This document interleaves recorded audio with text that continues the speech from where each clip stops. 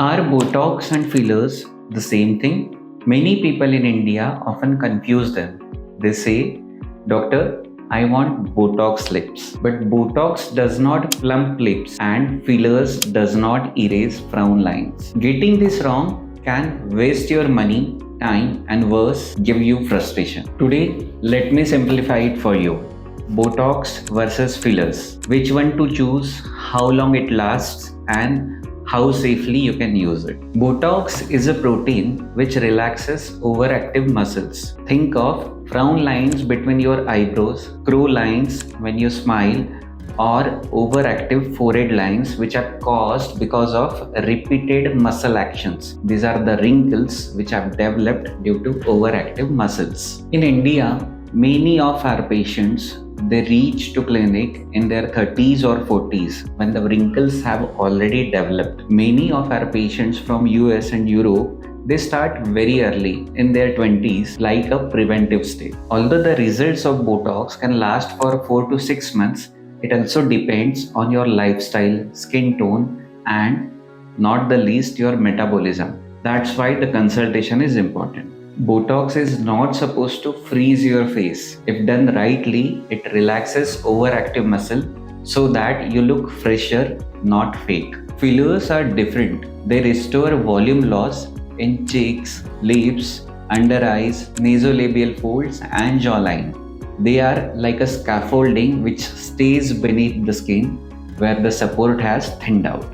In India, younger patients often go for lip or jawline enhancement, while the clients from Southeastern Asia, they mostly focus on under-eye hollowing. And many of my patients from West go for cheek and mid-face rejuvenation. Results from fillers can last for 9 to 12 months depending on the site and the quality of fillers used. But remember, this timeline is definitely affected by the type of skin and one's lifestyle. Here is the simple thing to remember. Botox works on motion and fillers work on structure. Let's compare Botox and fillers with an analogy. Think of a paper.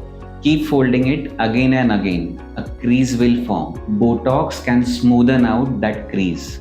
But if the paper itself gets thinner, you want to add little more thickness. That's what a filler does. So the Botox is best for dynamic lines like crow's feet, whereas fillers work best for volume loss like that of under-eye hollowness. My Indian patients typically consult me first for the lip volume, and many of our Western clients they go for mid-face rejuvenation and forehead wrinkles. Expectations differ, but the science remains same. Often the most natural results are achieved when you combine Botox with fillers. It's not about what's trending on Instagram. It's about what your skin really needs. For example, Botox to soften out crow's feet or forehead wrinkle, and fillers to be used for under-eye hollowness. That's called full face rejuvenation.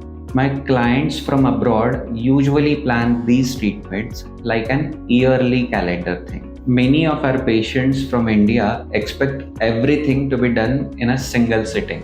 The truth is, balance and patience gives better and safer results, because the art is not in the syringe. It is about knowing when to stop. Let me be absolutely clear.